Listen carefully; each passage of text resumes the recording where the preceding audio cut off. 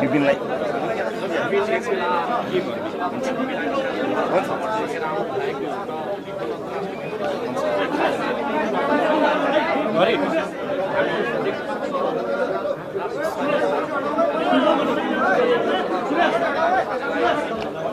नमस्कार नमस्कार तपाईहरुलाई मैले 1 मिनेट दिएँ है त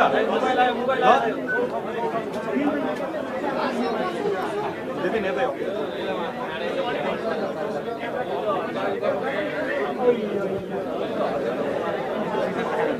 नमस्कार पत्रकार साथीहरु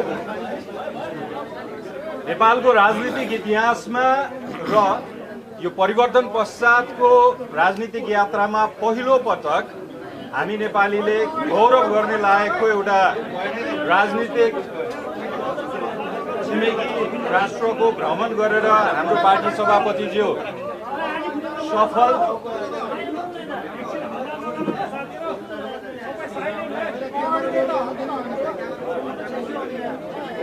तपाईहरु चुप लाग्नुस् है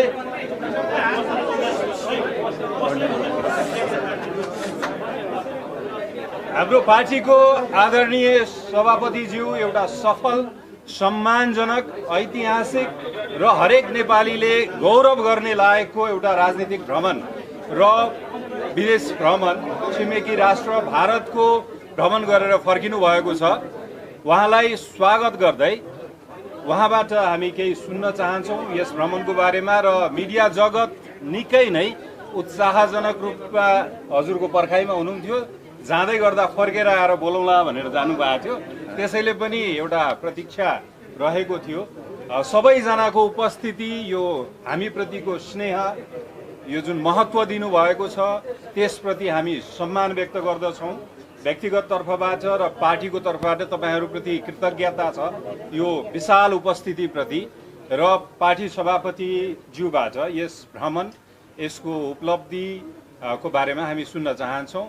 त्यसपछि हामीसँग समय रहेमा प्रश्न लिउँला र अहिले पार्टी सभापतिज्यूलाई हामी सबैको तर्फबाट स्वागत गर्दै र यो सम्मानजनक एउटा गौरव गर्ने लायकको जुन नेपालको राजनीतिज्ञबाट भ्रमण भएको छ यसप्रति हामी उहाँको यस भ्रमणप्रति पनि आभार छौँ, किनकि यो मौकाले हामी सबैलाई एउटा सम्मानको एउटा गौरव गर्ने क्षणको अनुभूति गर्ने मौका पनि दिएको छ र म पार्टी सभापतिज्यूलाई अनुरोध गर्न चाहन्छु उहाँको केही अनुभव यहाँ शेयर गरिदिनको लागि। धन्यवाद। शान्त रहिदिनु होला। अच्छा, आज यहाँ उपस्थित रहनुभएका तमाम सञ्चारकर्मी साथीहरू, सबभन्दा पहिला आफ्नो महत्त्वपूर्ण सञ्चार माध्यमको समय तपाईले हाम्रो लागि छुटाउनु भयो, मेरो लागि छुटाउनु भयो। सबभन्दा पहिला तपाईलाई धन्यवाद दिन चाहन्छु र विशेष गरेर भ्रमणको बारेमा त यहाँहरूले पक्कै पनि थाहा पाइसक्नु भएकै छ। हरेक चिजहरू विभिन्न माध्यमबाट जानकारी आएकै छन्। यसपटकको भ्रमणको सबभन्दा ठुलो विशेषता के भने धेरै जस्तो अलिकति यो विदेश भ्रमणहरू, उच्च राजनैतिक भ्रमणहरू बन्द कोठामा हुने अनि त्यो के भयो कसो भयो भन्ने नहुने त्यस्तो परम्परा नभइकन हामीले गरेका सम्पूर्ण कुराकानीमा हामीले विभिन्न मित्र राष्ट्रका प्रतिनिधिहरू पनि, शीर्ष नेतृत्वसँगै प्रतिनिधिहरू पनि र हामीले पनि विशेष गरेर मेरा सबै बैठकहरूमा राजदूतावासका अहिले कार्यवाहक राजदूत नै उपस्थित हुनुहुन्छ। त्यसकारणले यो भित्र एउटा कुरा बाहिर एउटा कुरा हुने र अपारदर्शिता हुने त्यस्तो कहीँ कतै सुनिएको त्यस्तो परिस्थितिलाई अन्यथा बाहेक कहिलेकाहीँ एकल भेटघाट पनि हुँदै नहुने भन्ने त होइन, तर त्यो कुनै परिस्थितिवश हुने कुरा बेग्लै हो। त्यसभन्दा बाहेक पारदर्शिता पनि एउटा महत्त्वपूर्ण विषय थियो। त्यसकारणले पारदर्शी छलफल भएको छ। छलफलका विभिन्न चरणहरूमा हामी प्रवेश गरेका छौँ र विशेष गरेर यो राजनीतिलाई अलिकति अर्थ राजनीतिमा परिणत गर्ने र हामीले अवलम्बन गरेको विकास कूटनीति, डेभलपमेन्ट डिप्लोमेसी र त्यसलाई आधार मानेर हामीले छलफलहरू गऱ्यौँ र विशेष गरेर नेपालले एउटा ऐतिहासिक जनमत प्राप्त गरिसकेपछि छिमेकी राष्ट्र भारतको त्यो परिप्रेक्ष्यमा त्यो लगत्तै भएको यो भ्रमणमा हामीले गर्नुपर्ने कुराहरू धेरै थिए। अघिल्ला सरकारहरूले गरेका कयौँ राम्रा कामहरूका निरन्तरताका विषयमा, कयौँ अल्झिएका सुल्झन बाँकी रहेका विभिन्न विकास आयोजनाहरूको बारेमा त्यसलाई कसरी सुसम्पन्न गर्ने भन्ने बारेमा लगायत आपसी हितका विषयमा र विशेष गरेर बदलिँदो विश्व परिवेशमा संसारले एउटा विकास र समृद्धिको एउटा फड्को नै मारिसकेको अवस्थामा हामीले राजनीतिक परिवर्तन प्राप्त गरिसक्दा पनि राजनीतिक परिवर्तन प्राप्त गरिसकेपछि पनि अलिकति अस्थिरता सधैँ विभिन्न किसिमको मिलिजुली सरकार गठन हुने त्यो अस्थिरता पनि कायम रहेको हुनाले कुनै न कुनै इन अ वे हामी चाहिँ यो समृद्धिको यात्रामा कतै छुटेको महसुस गरेका थियौँ र तुलनात्मक रूपमा हाम्रा छिमेकीहरूले जुन फड्को मारेका छन् विकासमा त्यो वास्तवमा लोभलाग्दो फड्को मारेका थिए र त्यसलाई त्यो गतिलाई पनि हामीले समात्नुपर्ने अझ बढी महसुस गरेर पनि त्यससँग सम्बन्धित रहेर भ्रमण र भेटघाट भएको र त्योभन्दा पनि महत्त्वपूर्ण कुरा चाहिँ अब भारतीय जनता पार्टीको निमन्त्रणामा भाजपाका अध्यक्षज्यूको निमन्त्रणामा यो पार्टी टु पार्टी पार्टीदेखि एउटा पार्टी र अर्को पार्टी बिचको सम्बन्ध पनि विभिन्न कुराहरूको आदान प्रदान गरिरहँदाखेरि अझ त्यसले लोकतन्त्रलाई अलि मजबुत पनि बनाउँछ र एक देशको एउटा सत्ताधारी पार्टी र अर्को देशको अर्को सत्ताधारी पार्टीका बिचमा त कयौँ कुराहरूको चाहिँ आदान प्रदान हुँदाखेरि सरकार सञ्चालनका कुराहरू पार्टी सञ्चालनका कुराहरू र फेरि भाजपा एउटा संसारकै सबैभन्दा धेरै सदस्य भएको ठुलो राजनीतिक दल भएको हिसाबले पनि हामी दलका रूपमा भर्खरै उदाएको दल भएका हुनाले त्यसमा राजनीतिक दलका रूपमा पनि विभिन्न आदान प्रदानहरू हुन सक्ने भएको हुनाले र त्यसका उद्देश्यका लागि आएको निमन्त्रणा थियो त्यही सन्दर्भमा उच्च राजनीतिक नेतृत्वसँग भेटघाट भएको हो र भेटघाटमा भएका विषयवस्तुहरू दुई देशको हितका विषयमा विशेष गरी हामीले सोचेको हामीले विचार गरेको यो विकास कूटनीतिलाई मध्यनजर राखेर अगाडि बढ्ने कुराहरूमा र कयौँ कूटनीतिक विषयहरू जसको संवेदनशीलतालाई महसुस गरेर संवेदनशीलताका आधारमा विषयहरू राख्ने अगाडि लैजाने यी क्रमहरूलाई निरन्तरता प्रदान गरेर म नेपाल फर्किएको छु जाँदाखेरि साथीहरूलाई भनेको थिएँ फर्केर आएपछि बोल्नुलाई है साथीहरू भनेको थिएँ यसै पनि तपाईँहरूसँग अवसर मिल्दाखेरि म बोल्ने नै गरेकै छु कहिलेकाहीँ चाहिँ अलिकति भ्याइँदैन मात्रै हो अदरवाइज यिनै कुराहरूमा केन्द्रित भएको कुरा तपाईँहरूलाई म जानकारी गराउन चाहन्छु साथीहरूको केही प्रश्नहरू सीमानाको विषयमा चाहिँ के छ मुख्य अहिले सीमानाको विषय अब तपाईँ पत्रकारितामै हुँदैखेरि तपाईँले जोडतोडका साथ उठाउनु भएको थियो जनताको आशा अपेक्षा चाहिँ अब रवि लामिछाने जस्तो व्यक्ति भारत जाँदै गर्दाखेरि जोडतोडले सीमानाको मुद्दा उठाउनु होला हाम्रो गुमेको भूमि फिर्ता माग्नु होला भन्ने त्यो अपेक्षा थियो तर तपाईँले काहीँ कतै त्यो कुरा राख्नु भएन बिर्सिनु भएको सभापति तपाईँहरूलाई एउटा कुरा के बताउन चाहन्छु भने कुनै पनि विषय कूटनीतिको माध्यमबाट डिप्लोमेटिक च्यानल्सहरूलाई एक्टिभ गराएर गरिने कुराहरू सबैभन्दा महत्त्वपूर्ण कुराहरू हुन्छ तिनको आवाज एकदमै नोइज गरे जस्तो हल्ला गरे जस्तो एकदमै ढोल बजाएर हुँदैन तर ढोल नबजाइकन आफ्ना देशका बारेमा गर्ने कुराहरू गर्नुपर्ने ठाउँमा गर्नुपर्ने समयमा गर्नुपर्ने जसरी र चरणबद्ध तरिकाले गर्नुपर्ने हुन्छ कूटनीति हेर्नुहोस् एक्टिभिस्टका रूपमा काम गर्ने कुरा एक्टिभिस्टले उठाउने विषय जर्नलिस्टले उठाउने विषय र एउटा देशको सबैभन्दा धेरै जनताले पत्याएको राजनीतिक दलका रूपमा त्यसले उठाउने विषय त्यसका फरक जिम्मेवारी त्यसका फरक संवेदनशीलतालाई बुझ्न सकिएन भने कूटनीतिमा त्यसको त्यति धेरै महत्त्व हुँदैन लोकप्रियताका लागि त एकदमै सजिलो हुन्छ तर समस्या समाधान गर्नको निमित्त त्यसका चरणहरू हुन्छन् कुनै पनि कामका चरणहरू हुन्छन् तपाईँको रिपोर्टिङको पनि एउटा चरण हुन्छ तपाईँ निस्कनुहुन्छ सामान प्याक गर्नुहुन्छ आउनुहुन्छ प्रश्न गर्नुहुन्छ प्रश्न लिएर जानुहुन्छ एडिट गर्नुहुन्छ राख्नुहुन्छ अनि मात्र आम नागरिकका जान्छ नि यस्ता चरणहरू हुन्छन् भने आम जीवनका कूटनीतिका पनि चरणहरू हुन्छन् त्यस्ता चरणमा सही ठाउँमा सही ढङ्गले सही तरिकाले आफ्ना कुराहरू राख्न नेपालले हिजो पनि सुरु गरेको थियो आज पनि सुरु गरिरहेको छ र ती कुराहरू एउटा कूटनीतिक माध्यमबाट अगाडि बढ्ने भएका हुनाले ती कहिलेकाहीँ सडकका सदनका या मिडियाका चासोहरूभन्दा अझ माथि अझ संवेदनशील भएर अगाडि बढेका हुन्छन् त्यस ढङ्गले कुराहरू अगाडि बढेको छ जस्तो रासोपको सरकार बनेको 100 दिन पुग्न लाग्यो सभापति हैन रासोपको सरकार बनिसके पछाडि विमानस्थलहरूमा बोर्ड राखिने छन् नेपाल फर्किनको लागि भन्नुहुन्थ्यो अहिले पनि आँसु त्यही छ व्यथा त्यही छ मैले बोर्ड देखिन काहीँ कतै नेपाल फर्किने बोर्ड के बोर्ड तपाईले भन्नुभएको थियो नि 100 दिन पुरा भइसके पछाडि विदेशबाट नेपालीहरू फिर्ता ल्याइन्छ विमानस्थलहरू स्थानहरूमा ठुल्ठुला बोर्ड हुनेछन् भन्नुभएको थियो। मैले हेरेँ कहीँ कतै देखिनँ। मेरो भिजिबिलिटी कम भएको कि तपाईँले प्रश्न गरेर तपाईँले सम्झाइदिनु भयो, तपाईँलाई धेरै धेरै धन्यवाद। 100 दिन पुगेपछि कतिजना आउनुभएछ, कतिजना आउनु भएको रहेनछ त्यो बुझेर तपाईँहरूलाई जानकारी गराइहाल्छु नि फेरि। डिप्लोमेसीमा चाहिँ जहिले पनि अब हामी भारत भ्रमण गयौँ या अरू कुनै देश हाम्रो स्वागत सत्कार के छ, कसरी चाहिँ हाम्रो पोस्चर जेस्चर कस्तो छ भन्ने कुराले एउटा इन्फर्मेसन राख्छ नि। तपाईँले बकाइदा राम्रो भयो भने चाहिँ नि एउटा अपेक्षा हुन्छ नि। आउँदाखेरि हामीले के लिएर आयौँ या अब हाम्रो डिप्लोमेसी कुन लेभलमा जान्छ, राष्ट्रपाको युगमा डिप्लोमेसीको तह कस्तो रहन्छ, किसिम कस्तो रहन्छ, त्यसमा चाहिँ केही प्रकाश गर्नु। मैले आफ्नो म सकिहाल्छु, म आउँछु तपाईँको प्रश्न लिन्छु नि। तपाईँलाई म एउटा कुरा के जानकारी गराउँछु भने अघि मैले सुरुवात गरेँ भने बैठकहरू पारदर्शी ढङ्गले अगाडि बढियो, जसमा परराष्ट्र मन्त्रालय सम्बद्ध अहिले कार्यवाहक राजदूतलाई नै राखेर हामीले प्रश्न गऱ्यौँ, हामीले कुराकानी गऱ्यौँ। त्यसले गर्दा त्यसको चाहिँ पारदर्शिताको कुरा मैले गरिहालेँ। त्योभन्दा पनि अझ पर गएर मेरो एउटा लेख पनि एउटा दैनिकमा भारतीय हिन्दुस्तान टाइम्समा त्यो लेख पनि आएको थियो।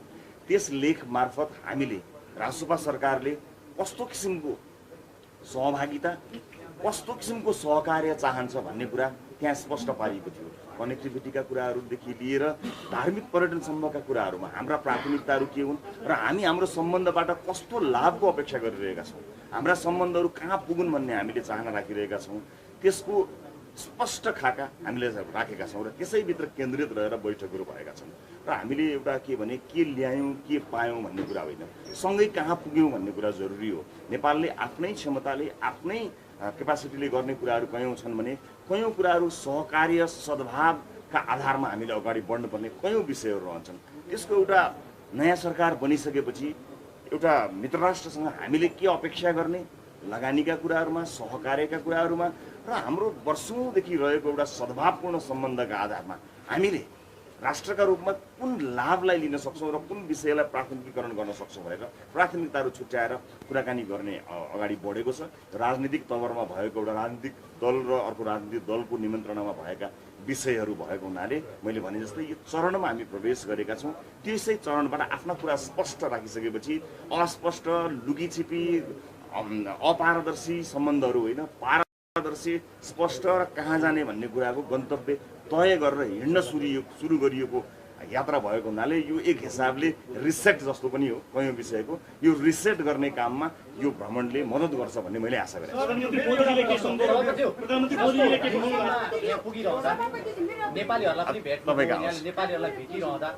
अरू राजनीतिक दलका नेताहरू यहाँ राजनीतिक पार्टीको ढोका खोल्न आउँछ, समृद्धिको ढोका खोल्न आउँछु भनिरहँदा त्यहाँका नागरिकको अपेक्षा के पाउनुभयो, नेपाली नागरिकहरू कस्तो अवस्थामा छन्, त्यहाँ कस्तो पाउनुभयो त? त्यहाँको अब समस्या त भारतमा रहेका नेपाली दाजुभाइ दिदीबहिनीहरूको आम समस्या नै हुन्। त्यस कारणले हामीले तत्कालै त्यसलाई आजको आजै सम्बोधन गर्न सक्ने त्यो क्षमता अभिवृद्धि गर्न भइसकेका छैनौँ भर्खरै सरकार गठन भएको हिसाबले। त्यसका लागि त्यहाँ भएको दूतावास र त्यहाँका संयन्त्रलाई अझ बढी चुस्त बनाउने र अझ बढी नागरिकको गुनासोलाई सम्बोधन गर्न सक्ने, त्यहाँ आवश्यक पर्ने चाहे स्वास्थ्यसँग सम्बन्धित विषयहरू हुन्, त्यहाँ कागजपत्रका सम्बन्धित विषयहरू हुन्, त्यहाँ धेरै कुराहरू एउटा मानिस लामो समय बसोबास गर्ने ठाउँमा धेरै कुराहरू आउँछन्। जे जस्ता जनजीवनका लागि आइपर्ने समस्याहरू छन् तिनलाई समाधान गर्ने संयन्त्रलाई अझ चुस्त बनाउन सकिने कुराहरू गरेर आइएको छ। समस्या त तिनै हुन्, प्रदेशमा हुने समस्याहरू लगभग उस्तै हुन्, तर त्यसलाई सम्बोधन गर्ने, त्यसलाई समाधान गर्ने संयन्त्र चुस्त भयो भने ती समाधानलाई मिनिमाइज गर्न सकिन्छ, तिनलाई न्यूनीकरण गर्न सकिन्छ। त्यसैतर्फ नै मैले इङ्गित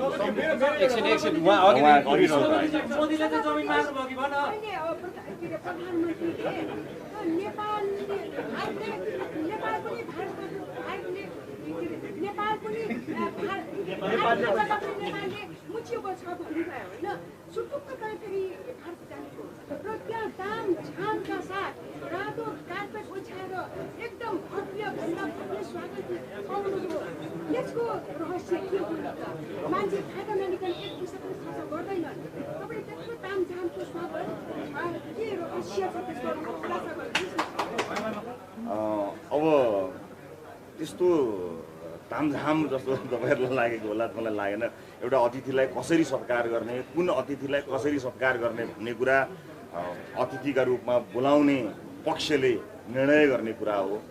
त्यो निर्णय भारतीय जनता पार्टीको जुन मुख्यालयमा गरियो त्यो अत्यन्त स्वागतयोग्य, स्वागतलाई सबैले असाध्यै प्रेमपूर्वक गरियो भनिएको छ। त्यो मेरो व्यक्तिगत अथवा मेरो पार्टीको अथवा मेरो भ्रमण दलमा भएका साथीहरूको लागि होइन, हामीलाई गरिएका स्वागत त्यो मुलुकको लागि हो, हामी नेपाल र नेपालीको लागि हो। यदि तपाईँहरूले हेर्दाखेरि त्यो असाध्यै तामझाममय असाध्यै सम्मानपूर्वक रहेछ भन्ने तपाईँहरूले महसुस गर्नुभएको हो भने त्यो सम्मान नेपालका देशको सम्मान नै हो, नागरिकको सम्मान नै हो। त्यस कारणले त्यसको पनि अब अर्थ राम्रो स्वागतको पनि अर्थ निकाल्न थालियो भने त त्यो त के राम्रो होला र त्यो जानुभन्दा अगाडि प्रधानमन्त्रीले रोस्टमबाट नेपालले पनि इन्डियाको भूमि मिचेको छ भनेर अभिव्यक्ति दिनुभएको थियो। त्यसै कारणले प्रतिपक्षहरू अहिले आन्दोलन गरिरहनु भएको छ। त्यस विषयमा के हो सभापति? नरेन्द्र मोदीले चाहिँ नेपाल अब यस विषयमा तपाईँलाई म एउटा कुरा के बताउँछु भने परराष्ट्र मामिलासँग सम्बन्धित विषय, परराष्ट्र सम्बन्धका विषय, कुनै देशसँगको सम्बन्धको विषय, राष्ट्रको परराष्ट्र नीति जस्ता विषय त्यो पार्टी पिछेको हुँदैन, देशको हुन्छ। देशको परराष्ट्र नीति भएको हुनाले र सरकारका प्रमुख प्रधानमन्त्री भएको हिसाबले प्रधानमन्त्रीले आफूले बोलेको कुरा सरकारले त्यसको बारेमा के हो कसो हो भनेर परराष्ट्र मन्त्रालयले स्पष्टसँग विज्ञप्ति मार्फत नै जानकारी गराइसकेको छ। त्यो नै सरकारको आधिकारिक धारणा हो। परराष्ट्र मन्त्रालयले आफ्नो आधिकारिक रूपमा आफ्नो आधिकारिक पेज मार्फत आफ्नो आधिकारिक पत्र मार्फत हामीले भनेको के हो, हामीले भन्न खोजेको के हो, जुन विषयमा प्रश्न उठ्यो प्रधानमन्त्रीको अभिव्यक्तिका विषयमा त्यसको वास्तविकता हाम्रो भनाइ यो हो, हामीले यो भन्न खोजेका हौँ, हामीले यो गरेका हौँ भनेर आधिकारिक रूपमा जानकारी गराइसकेपछि त्योभन्दा थप आधिकारिकता खोज्नुपर्ने आवश्यकता म देख्दिनँ। मेरो एउटा प्रश्न छ, तपाईलाई भारतमा कुनै भव्य स्वागत गरियो, त्यसमा हाम्रो साथीहरू एकदमै चौडा भएको छ, तर तपाईँ भारत जाने बित्तिकै विशेष गरेर प्रतिपक्षी दलहरूले के चाहिँ आकलन गरिरहेका छन्, आरोप पनि लगाइरहेका छन्। तपाईँ चाहिँ भारतमा आशीर्वाद लिएर जानुभयो, छिट्टै प्रधानमन्त्री बन्दै हुनुहुन्छ। अब यो चाहिँ परिस्थिति तपाईँ जानेको भनेर चाहिँ आशंका गरिरहेका छन्, तपाईँलाई चाहिँ आरोप लगाइरहेका छन्, के भन्नुहुन्छ यसमा? म केही भन्न चाहन्छु। निर्वाचन अगाडि हामीले लेखेको कागज एकपटक पढ्न भनेर अनुरोध गर्न चाहन्छु। हामी अस्थिरताको पक्षमा छैनौँ, हामी स्थिरताको पक्षमा छौँ। नेपाली जनताले स्थिर सरकारका लागि हामीलाई मतदान गरेका हौँ। हामीले गरेको बाचा, बोलेर गरेको बाचा, लेखेर गरेको बाचामा अडिग छौँ, रहिरहन्छौँ। त्यसकारणले यसभित्र प्रतिपक्षले गरेका प्रश्न, प्रतिपक्षले गरेका आशंकाहरू उहाँहरूको आफ्नो धारणा होला, उहाँहरूको कारण होला। प्रतिपक्षले के कारणले निश्चित प्रश्नहरू गरे भन्ने कुराको जवाब सत्ता पक्षले दिएर साध्य हुँदैन। म प्रतिपक्ष साथीहरूलाई यति भन्न चाहन्छु कि म थाहा पनि पाइराखेको छु, जुन कुरा स्पष्ट पारिसक्यो त्यसलाई निरन्तर विरोधको विषय बनाएर अगाडि बढ्नुभन्दा थाहा पायौँ हामीले केही कुरामा प्रतिपक्षले रुचि देखाएन। हामीले भनेका, हामीले गरेका केही विषयहरूलाई लिएर प्रतिपक्षले प्रश्न उठायो, हामीले सुन्यौँ नि। प्रतिपक्षले विभिन्न मागहरू गर्यो, हामीले सुन्यौँ नि। अब अगाडि बढ्नुपर्ने हुन्छ। हामीले अस्थिरता अथवा सधैँभरि किचलोको वातावरण सृजना गर्नु हुँदैन। जे कुरा प्रतिपक्षले भन्यो, विभिन्न सञ्चार माध्यमबाट भनिरहेको छ, प्रतिपक्ष सदनबाट बताइरहेको छ, आलेखहरू मात्र पठाइरहेको छ, हामीले सुन्यौँ र हामीले जे सुधार्नुपर्ने छ हामी सुधार्दै दिएर जानेछौँ। जे कुरा ध्यानाकर्षण मात्र गरेको रहेछ, ल ठिक छ यसमा सचेत रहनु पर्ला भन्ने कुरा छन्, तिनलाई हामी सचेत हुने हिसाबले लिएका छौँ। त्यस कारणले यसलाई धेरै सधैँ यसैबाट संसारै पल्टेला जसरी यसैबाट सरकारै ढाल्नु जस्तो गरी एकदमै धेरै नोइज चाहिँ नगर्दा राम्रो हुन्छ भन्ने भन्न चाहन्छु। अब अर्को दुईवटा अरू नयाँ साथीहरूलाई दुईवटा प्रश्न अनि अघि नसोध्नु भएको साथीले एकै सेकेन्ड है, उता सुन्छु है। हजुर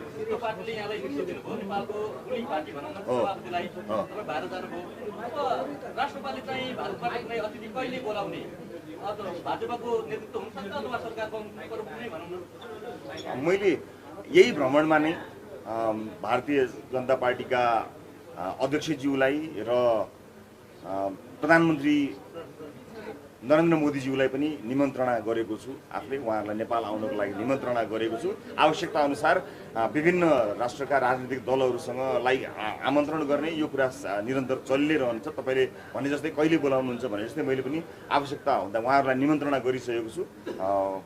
एकदमै सकारात्मक पनि दुवैजना हुनुहुन्छ, प्रधानमन्त्री पनि सकारात्मक हुनुहुन्छ र भाजपा अध्यक्ष पनि सकारात्मक हुनुहुन्छ।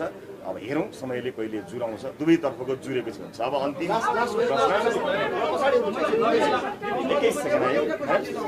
तपाईँको फेरि सुन्छु होला। सरकार बनेको 2 महिना भइसक्यो। हाम्रो प्रधानमन्त्री बाबुराम सरकार चाहिँ भारत प्रधानमन्त्री कहिले जानुहुन्छ, के विषय यो विषयमा कुराकानी गर्ने भएन। र अर्को यसमा गऱ्यो मैले तपाईँसँग यहाँले भनेको प्रष्ट रूपमा हामी भ्रमण जाँदाखेरि सबैसँग बसेर कुराकानी गर्नु पर्छ। तपाईँ र प्रधानमन्त्री नरेन्द्र मोदी बिच एक लाखले भेटघाट के भयो?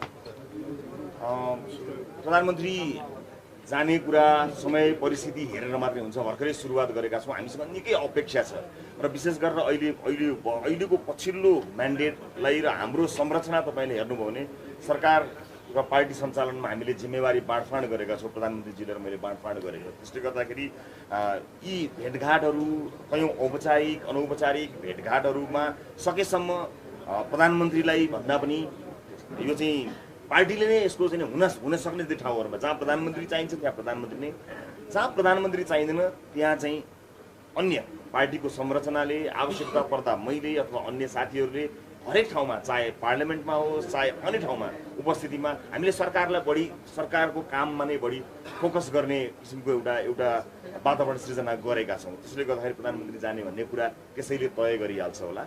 र अर्को कुरा जे कुराकानी भयो मैले भनिहालेँ, पारदर्शिताको रूपमा हाम्रो कुराकानी भएको छ। हामीले विशेष गरेर समृद्धिको एजेन्डालाई महत्त्वपूर्ण रूपमा अगाडि सारेका छौँ।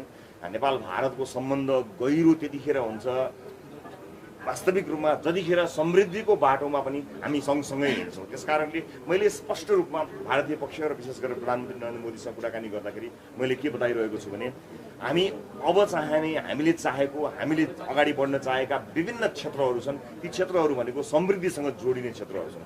समृद्धिसँग जोडिने क्षेत्रहरू मैले खेलकुददेखि आइटीसम्मको एउटा ठुलो एउटा वाइड एउटा पिक्चरको कुराकानी गरेको छु जहाँ हामी सहकार्य गर्न सक्छौँ र यो सहकार्यले हामीलाई आर्थिक रूपमा पनि अगाडि बढ्नलाई मद्दत गर्ने तहको हाम्रो सम्बन्ध हाम्रो मित्रता हुन सक्छ र यी ठाउँहरू हुन् ती सम्बन्धहरू अगाडि बढ्ने। र विगतमा भएका केही कमी कमजोरी रहेछन् भने पनि हामीले त्यसको भारी बोकिरहनु पर्ने छैन। चाहे हाम्रो पोलिसी ग्यापका कारणले हामीले सँगै आयोजना गर्ने भनिएका आयोजनाहरू समयमा सम्पन्न नभएका हुन् या भोलि हामीले सँगै सहकार्य गरौँला भनेर राखेका र गर्नुपर्ने आवश्यक पर्ने कुराहरू। यी सबै कुराका लागि हामी रासोपा ओपन छ, वर्तमान सरकार खुला छ। त्यसकारणले बिना कुनै भारी बिना कुनै ब्यागेज समृद्धिको यात्रामा र डेभलपमेन्ट डिप्लोमेसी विकास कूटनीतिको माध्यमबाट हामी अगाडि बढ्न तयार छौँ। यसैमा केन्द्रित भएर आपसी हित र आपसी सम्मानलाई मध्यनजर राख्दै हामी अगाडि बढ्छौँ। एकअर्काप्रति घृणा र द्वेषबाट होइन, एकअर्काप्रति सम्मान र सम्भावनाको बाटोहरू पहिलाएर हामी सँगसँगै हिँडेर समृद्धिको त्यो नेपालको वर्षौँदेखिको चाहना पुरा गर्ने बाटोमा हिँड्छौँ भनेर पारदर्शी रूपमा खुला रूपमा कुरा गरेको हुनाले हाम्रा विषयवस्तु यिनै रहे। धन्यवाद सबैजनाको उपस्थितिको लागि। प्रकाश